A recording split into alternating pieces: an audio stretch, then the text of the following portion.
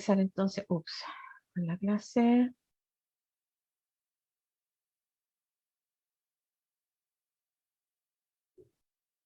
Voy a apagar mi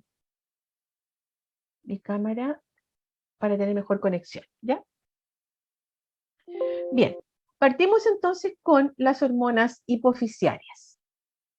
Ustedes ya saben, esto no es primera vez que lo han revisado, ¿no es cierto? Desde fisiología, que venimos hablando desde, perdón, Profe, desde fisiología. disculpe, ¿Sí? ¿va a Perdón. grabar la clase? Sí, se me había olvidado. Espérense, voy a partir de nuevo. Recording in progress. Perfecto, entonces partimos con las hormonas hipofisiarias. Como decía recién, antes de empezar a grabar, ustedes ya han visto este tema en más de una oportunidad, por lo pronto, desde las clases de fisiología, en lo que se refiere al control que nosotros tenemos desde el sistema nervioso central para la liberación, para la secreción de hormonas desde tejidos periféricos, ¿no es cierto? Que es la forma de transmisión humoral que en conjunto con el sistema nervioso nos permite dar respuesta a través de la transmisión neurohumoral, nos permite dar respuesta a necesidades fisiológicas de nuestro organismo.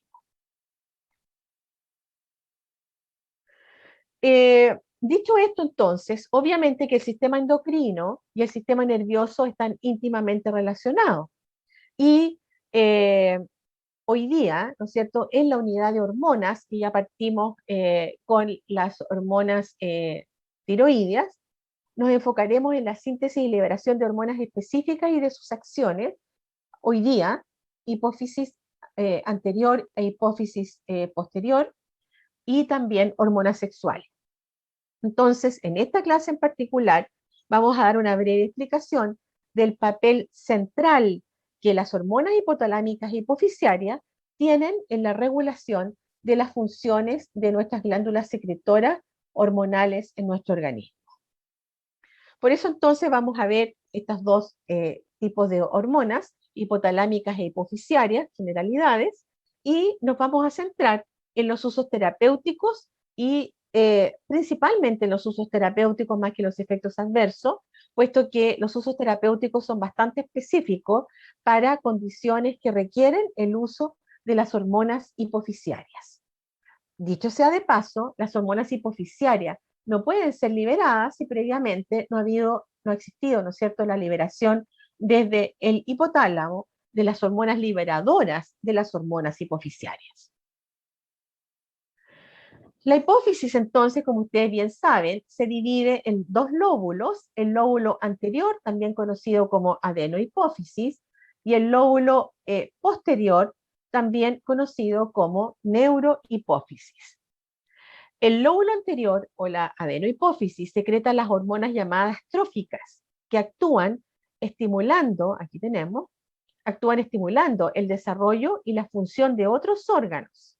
Estas hormonas están bajo el control de las hormonas hipotalámicas, como ya lo mencionaba, y cuando las hormonas hipotalámicas actúan sobre la hipófisis anterior, se van a secretar, ¿no es cierto?, en órganos específicos, hormonas que van a permitir el crecimiento en función de otras glándulas endocrinos, y en general lo que nosotros vamos a observar es que este crecimiento y función de otras glándulas endocrinas van a influir en las reacciones metabólicas en otros tejidos blancos.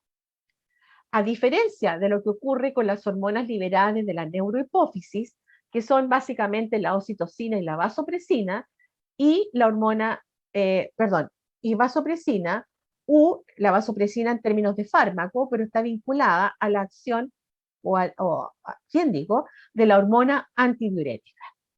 Este tipo de hormonas, a diferencia de las que se secretan en la adenohipófisis, que están vinculadas a reacciones metabólicas en distintos tejidos blancos, las hormonas de la hipófisis anterior, la neurohipófisis, perdón, de la posterior, regulan el balance electrolítico, el balance hídrico.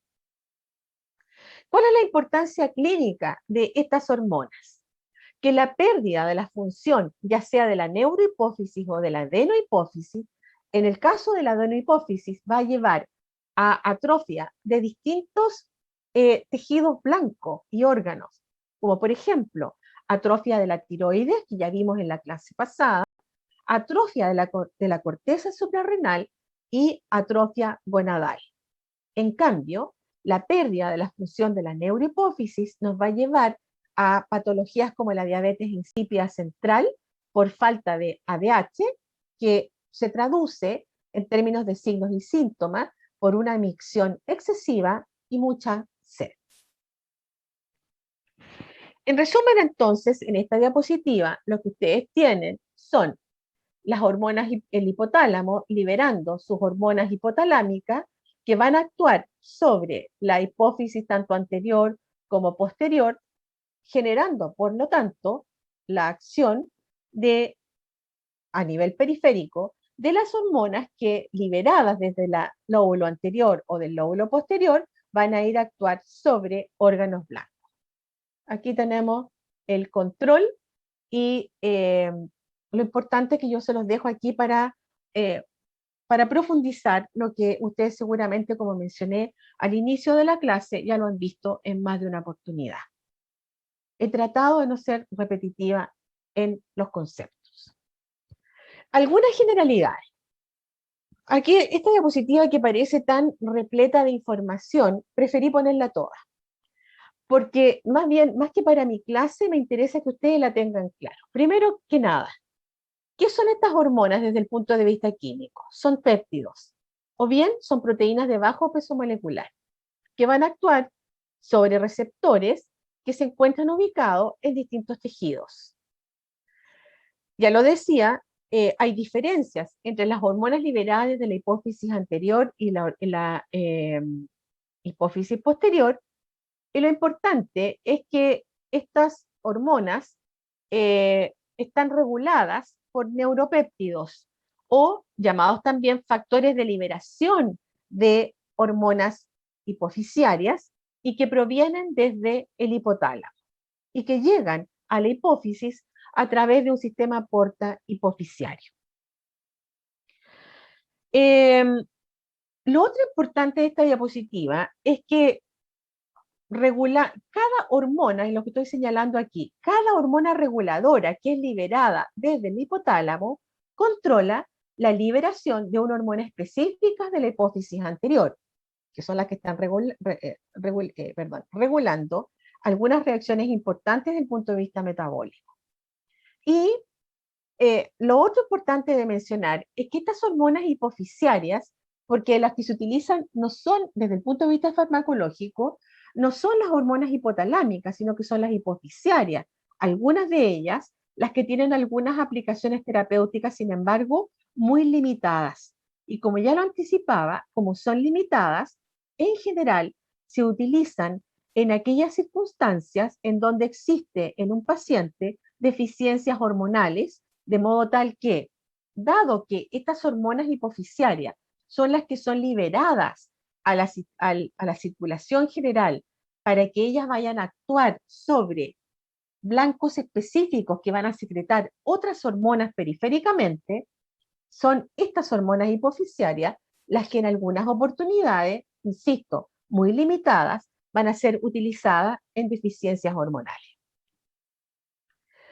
Lo otro importante señalar es que, aunque son pocos, ¿no es cierto?, son pocas las aplicaciones terapéuticas de estas hormonas hipofisiarias, y por el hecho de ser péptidos o proteínas de bajo peso molecular, estas no se pueden administrar por cualquier vía de administración, puesto que son muy lábiles al metabolismo, tanto sistémico como presistémico. Por eso entonces, estas hormonas en general se administran por la vía inyectable, a saber, intramuscular y subcutánea, y en algunos casos, no siempre disponible en nuestro país, también se pueden administrar por vía intranasal. Especialmente el hecho de que sean péptidos o proteínas de bajo peso molecular, insisto, no solo van a tener un metabolismo sistémico muy rápido, sino que también un metabolismo presistémico en el tracto gastrointestinal, lo que impide que se administren por esta vía. Bien, en resumen entonces, aquí tenemos nuestras hormonas hipofisiarias. Y particularmente tenemos aquí las de el lóbulo anterior. Por acción, ¿no es cierto?, de hormonas hipotalámicas, que son hormonas liberadores de hormonas liberadoras de hormonas hipofisiarias, en el lóbulo anterior nosotros vamos a tener la hormona del crecimiento, la adenocorticotrofina, la TSH, que ya vimos, ¿no es cierto?, en caso de tiroides, la folículo estimulante y la luteinizante, que va a jugar un rol muy importante, como la vamos a ver, en cuanto a la secreción de hormonas sexuales femeninas, pero no solo en la mujer, sino que también en el hombre, para la liberación de testosterona en los testículos, y la prolactina, que va a favorecer la formación y la secreción de leche, que va a tener un rol muy importante, especialmente en la mujer nodriza. Bien, entonces, hormona del crecimiento. La hormona del crecimiento tiene muchas acciones en distintos órganos blancos, pero por lo pronto la hormona de crecimiento, actuando sobre el hígado, se va a inducir a la síntesis de factores de crecimiento del tipo insulina, La ACTH, que ustedes ya la conocen, ¿no es cierto?, sobre la corteza adrenal, va a ser la responsable de la síntesis y secreción de glucocorticoides, de mineralocorticoides y de compuestos androgénicos, compuestos esteroidales todos. La TSH, ¿cierto?, que es la hormona estimuladora de la tiroxina, actúa sobre la glándula tiroides, ya lo vimos en la clase pasada. La FSH, que va a jugar un rol muy importante en la maduración del óvulo y en la secreción de estrógeno, la liberación de estrógeno. LH, que en la mujer va a estar relacionada con el proceso de fecundación, pero también con la secreción, liberación de progesterona, ya lo había adelantado, la testosterona debido a LH sobre los testículos en el hombre, y finalmente la prolactina, que va a actuar en las mamas. En resumen, entonces, lo que nosotros tenemos son hormonas hipofisiarias provenientes de la hipófisis anterior o el lóbulo anterior de la hipófisis, y hormonas hipofisiarias provenientes de la hipófisis posterior. De las primeras ya las nombraba, la adrenocorticotrofina, la hormona de crecimiento, he puesto aquí cómo se abrevian, la somatostatina, que es una hormona inhibidora de la hormona del crecimiento, la hormona liberadora de gonadotrofinas, ahí tenemos FSH, LH, las gonadotrofinas propiamente tales y la prolactina. Y la hipófisis posterior, la ocitocina y la vasopresina. En resumen, yo he puesto, como dije, esta diapositiva, no lo dije antes, pero estoy haciendo un resumen de lo que ya he dicho anteriormente respecto desde dónde van a ser liberadas todas estas hormonas hipofisiarias, y en el caso de la neurohipófisis, el, el, el rol que va a cumplir. Por ejemplo, quiero hacer un llamado de atención en la ocitocina. La ocitocina, que no solamente va a tener una acción sobre el útero, sino que también sobre las mamas. Lo mismo que prolactina sobre la mama. ¿Se fijan?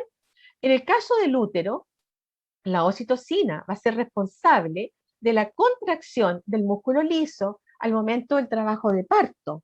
Y asimismo, la misma ocitocina, liberada del lóbulo posterior de la hipófisis, va a ser responsable de la contracción del músculo liso de los conductos excretores para la bajada de la leche. Y por otro lado, la hormona antidiurética, la ADH, que sobre el riñón va a jugar un rol muy importante en la reabsorción de agua durante la formación de la orina. Vamos a ir entonces en detalle para algunos de estas hormonas. Les dije que, no, parece que me demoré, ya. Voy a partir por acá, la ACTH. La ACTH, ¿no es cierto?, liberada del lóbulo anterior de la hipófisis, actúa sobre la corteza adrenal y es responsable, ¿no es cierto?, al actuar sobre esta corteza adrenal de la síntesis de compuestos esteroidales. Como ustedes lo pueden darse cuenta aquí, ¿no es cierto?, tenemos la misma, estimula la síntesis de compuestos esteroidales en la corteza adrenal, principalmente glucocorticoides, para dar como resultado nuestro producto, el cortisol, que va a tener propiedades antiinflamatorias, aumento de la gluconeogénesis y aumento del catabolismo proteico. Ese es el rol que ustedes recordarán de los glucocorticoides del cortisol, que es la hormona natural propiamente tal. Veamos entonces. El órgano, los órganos blancos que nosotros vamos a tener para, ¿no es cierto?, la ACTH, va a estimular la síntesis de corticoides, como ya mencionaba, y de aldosterona también, de mineralocorticoides, en la corteza suprarrenal, siendo mucho más importante, sin embargo, la acción que tiene sobre la secreción de glucocorticoides. Además, lo otro importante de decir que la liberación de ACTH está controlada principalmente por la hormona liberadora hipotalámica, la hormona liberadora de la hormona que controla la liberación de ACTH, que es CRH, y también por la hormona antidiurética, por catecolaminas, por el péptido intestinal vasoactivo y por angiotensina 2. También estos componentes, o sea, no solamente ACTH es controlada desde el hipotálamo por la hormona liberadora de hormona hipoficial, en este caso ACTH, sino que también por los otros componentes que yo acabo de nombrar. Respecto de los usos y efectos adversos, me gustaría llamar la atención en dos cuestiones importantes. Lo primero, que la disponibilidad de los derivados sintéticos de ACTH con propiedades específicas ha limitado su uso, ha limitado el uso o sea, ¿para qué se utilizan? En el diagnóstico diferencial entre la insuficiencia suprarrenal primaria y secundaria. Insuficiencia suprarrenal primaria, ¿no es cierto? Estamos hablando de la enfermedad de Addison, que está relacionada con atrofia suprarrenal, y en la secundaria, que, como lo dice, ¿no es cierto?, es el producto de otra afección. ¿Y cuál sería? Aquella provocada por una secreción insuficiente de ACTH por parte de la hipófisis. Es decir, la hipófisis no es capaz de secretar suficiente ACTH a partir del estímulo hipotalámico, y además se emplea en los espasmos del lactante, que es el síndrome de West. Yo les voy a dejar como tarea no solamente el síndrome de West, sino que otros síndromes que vamos a ver en esta clase. Estoy pensando en el futuro, lo que vamos a decir, Prader-Willi, por ejemplo. Ya, síndrome de West. Efectos adversos. A corto plazo, si se utiliza en el corto plazo con fines diagnósticos, no hay ningún problema, puesto que las dosis son bajas y además el uso es muy específico. Es para diagnosticar, no es para tratamiento propiamente tal. Pero si se utiliza por un tiempo prolongado, dado que la ACTH estimula a la síntesis de cortisol, ¿no es cierto? Ahí vamos a tener entonces efectos adversos similares a los efectos adversos de los glucocorticoides, como por ejemplo elevación de la presión arterial, edema periférico por retención de agua, hipopotasemia, alteraciones emocionales. Acuérdense que el cortisol a nivel central genera ansiedad y inestabilidad emocional, y por supuesto que mayor riesgo de infecciones. En resumen, entonces, con esto me quiero detener en las glándulas suprarrenales. Tenemos entonces que la acción de ACTH que proviene desde el nivel central, aquí no se ve. ¿Por qué? Porque yo partí, ¿no es cierto?, desde el control central. Por lo tanto, en la próxima diapositiva veo los resultados para poder explicar todo esto.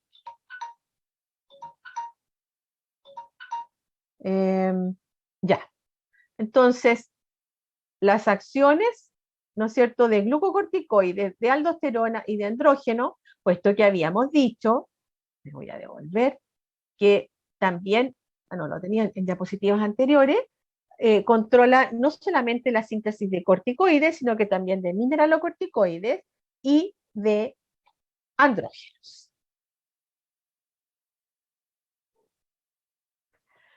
Vamos ahora a la hormona del crecimiento, somatotropina o somatotrofina. Otra vez tenemos entonces que esta hormona del crecimiento es inducida, ¿no es cierto? Acuérdense que está secretándose desde el lóbulo anterior de la hipófisis a partir de el estímulo de la hormona liberadora de hormona del crecimiento que surge en el hipotálamo. Entonces, aquí en esta diapositiva me gusta porque no solamente se ve la influencia de la hormona liberadora de hormona de crecimiento sobre la liberación de hormona del crecimiento desde la hipófisis anterior, sino que aquí tenemos un ejemplo de fármacos que inhiben este control. De ahí el signo menos, como el lanreótido y el octreótido. Eso lo vamos a ver posteriormente. Bien. La hormona del crecimiento provoca principalmente crecimiento longitudinal, es decir, hacia los lados.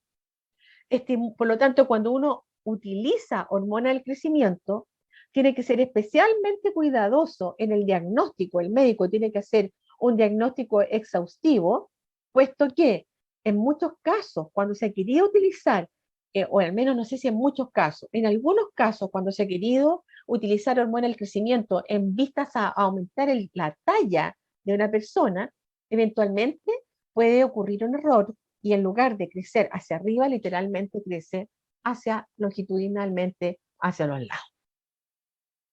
Esta hormona promueve la síntesis de proteínas, tiene una acción anabólica, estimula la secreción de las llamadas somatomedinas, que corresponden a factores de crecimiento 1 y 2, semejantes a insulina en el hígado, y por lo tanto, al estimular la secreción de somatomedina, promueven el crecimiento de distintos órganos, especialmente de cartílago, generando un aumento de la longitud de los huesos, pero, insisto, hay que tener mucho cuidado.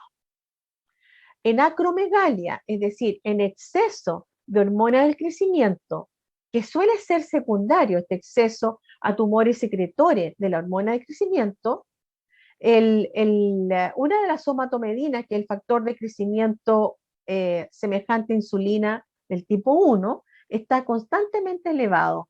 Y eso refleja entonces, por esa razón, el incremento de hormona del crecimiento. Otro hecho importante señalar es que en tejido adiposo, la somatotrofina estimula la lipólisis, tiene una acción lipolítica. Y además, también estimula la liberación de ácidos grasos, por lo mismo, ¿no es cierto? Porque estimula la lipólisis, ¿no? Además, debido a que estimula la lipólisis, la liberación de ácidos grasos para producción de energía, ahorrando las proteínas para el crecimiento. Es decir, no utiliza energía desde las proteínas, sino que a partir de la grasa. ¿Para qué está indicado la hormona del crecimiento? Para tratar, obviamente, la deficiencia de hormona del crecimiento y en el retardo del crecimiento en niños, pero insisto, esto tiene que ser muy, pero muy bien diagnosticado previamente por el médico. También en el retraso del crecimiento del síndrome de Prader-Willi, que como se los adelanté, no les voy a decir de qué se trata, porque en la enfermedad de Prader-Willi hay retraso del crecimiento. También se le utiliza el manejo del síndrome de desgaste por SIDA y en la restitución de hormona del crecimiento en adultos con deficiencia confirmado de hormona del crecimiento.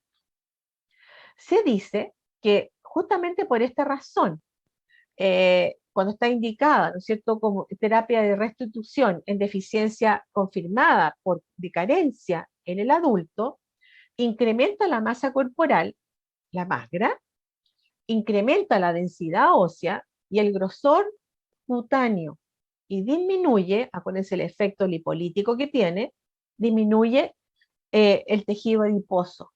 Por esa razón, también se le hace llamar coloquialmente como la hormona antienvejecimiento. Y se dice que en adultos mayores y en atletas puede mejorar el rendimiento. De hecho, esta hormona del crecimiento está en la lista prohibida de sustancias prohibidas por el Comité Olímpico Internacional y por la WEA, que es WEA, que es la instancia internacional, mundial, de, la, de los atletas. Entonces está absolutamente prohibido por lo que acabo de mencionar. Este fármaco, como ya lo adelanté para este tipo de hormonas, se administra por la vía inyectable, subcutánea o intramuscular y en general al inyectarse, lógicamente, para las indicaciones que yo acabo de mencionar acá, van a tener acciones similares a la hormona de crecimiento propiamente tal. A ver, ¿qué otra cosa es importante? Bueno, los efectos adversos son los que yo ya estoy poniendo en la figura, normalmente a nivel articular, dolor a nivel articular y muscular, y mayor riesgo de diabetes. ¿Por qué mayor riesgo de diabetes? Porque estimula la secreción de somatomedina, que son factores de crecimiento semejantes a insulina. Lo altera, más bien dicho. No es por eso, sino que los altera. No se debe emplear en paciente pediátrico con epífisis cerrada, en pacientes con retinopatía diabética y en obesos con síndrome de Prader-Willi. Esta última parte, ¿por qué no debe emplearse en este tipo de pacientes, en paciente pediátrico con epífisis cerrada, o en pacientes con retinopatía, o en pacientes diabéticos y en obesos con síndrome de Prader-Willi? Se lo voy a dejar a ustedes para que lo averigüen. Bien, así como tenemos la somatotrofina, que es la hormona del crecimiento, tenemos la hormona que inhibe a la hormona del crecimiento. Y la hormona que inhibe, todavía no. Oh, sé que, mira, me estaba apurando. Bien, en resumen entonces, todavía no voy a pasar a la inhibidora. Entonces yo he dejado esta diapositiva para ustedes porque en el fondo estoy haciendo mayor profundización de lo que yo he puesto en esta tabla para ayudarlos a estudiar. ¿Ya? Entonces, lo importante es la terapia en deficiencias de hormona del crecimiento y en otros problemas para tratar, normalmente lo que se utiliza es hormona de crecimiento sintética, no es de fuente natural. El uso está muy restringido y aprobado para los casos que yo acabo de mencionar acá, no para otras condiciones, y solo se puede administrar, perdón, se puede adquirir con receta médica para uso inyectable.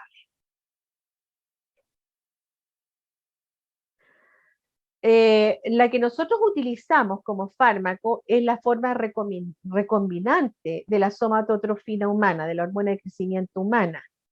Por eso recombinante humana. Ahí está la nomenclatura.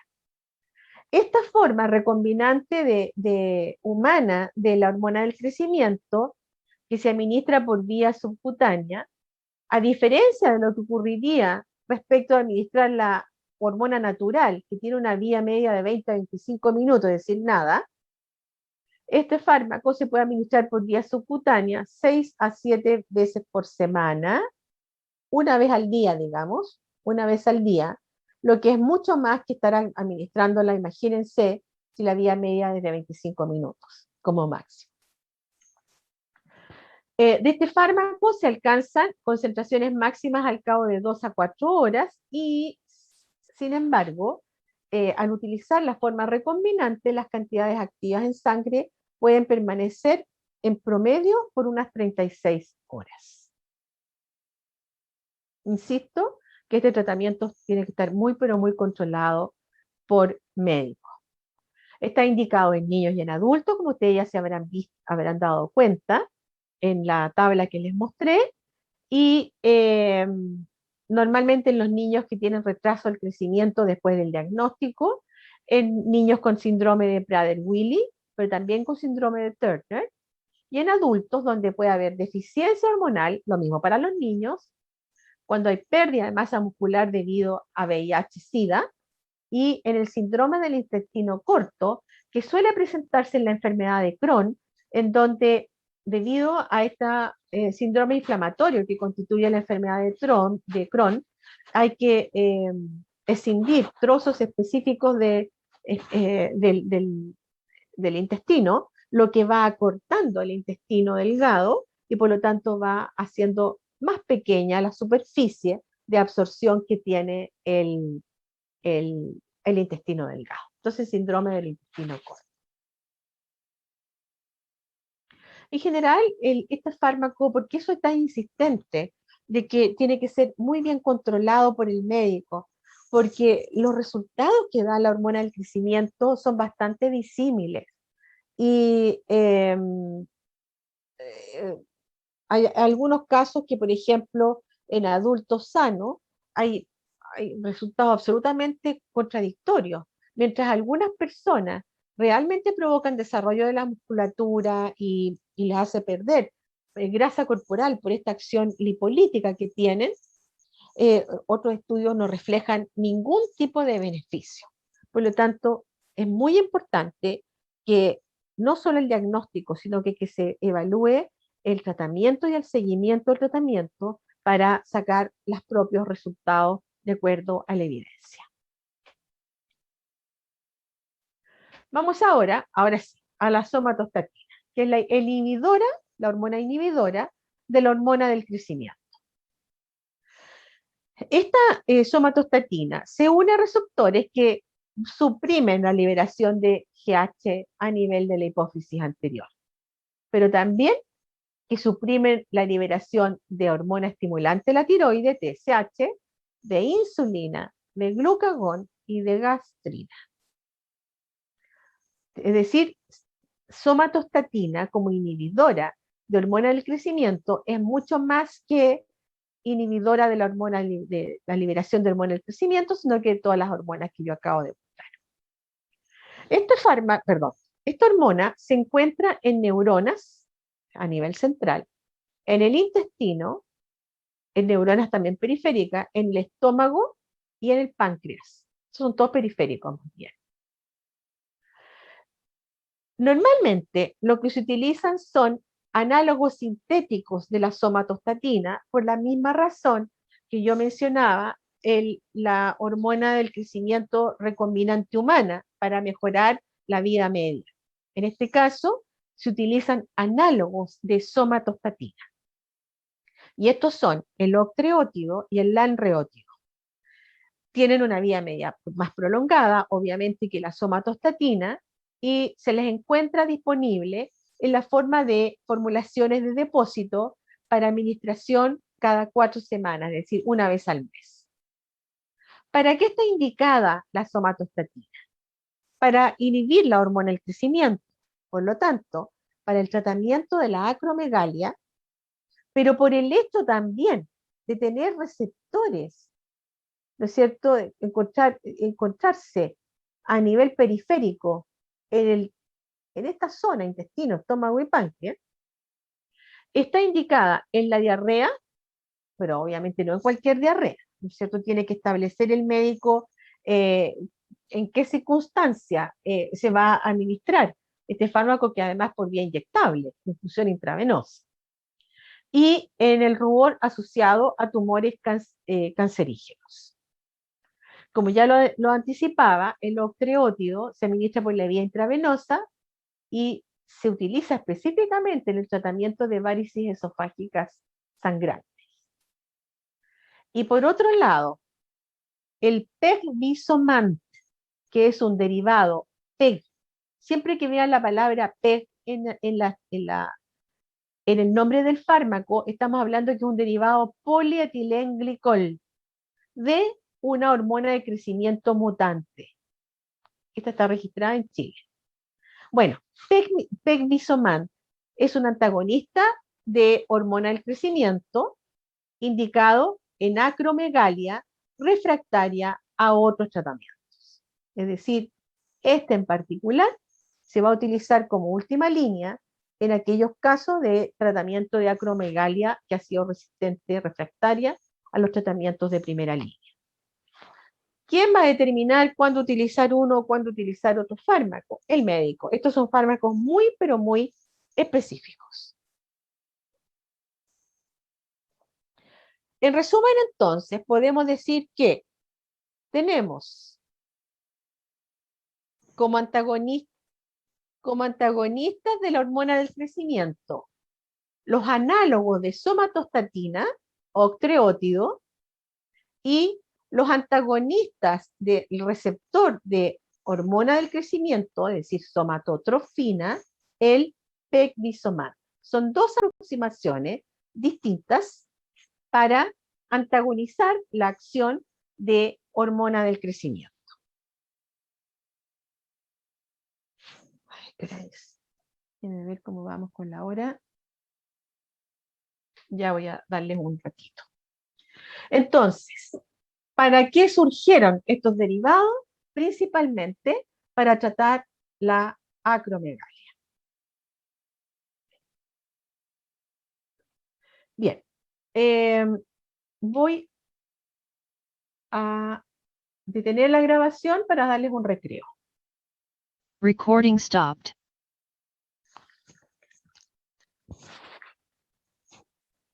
Bien, chiquitos. A ver. Yo tengo las 3:30. ¿Les parece unos 15 minutos de descanso? Bueno, profe. ¿Ya? A Sí, estirar las profe. piernas. A Gracias. seguir estirar las piernas. Ya. Nos vemos en 15 minutos entonces. 1/4 para las 4. Ya, profe. Más ratito.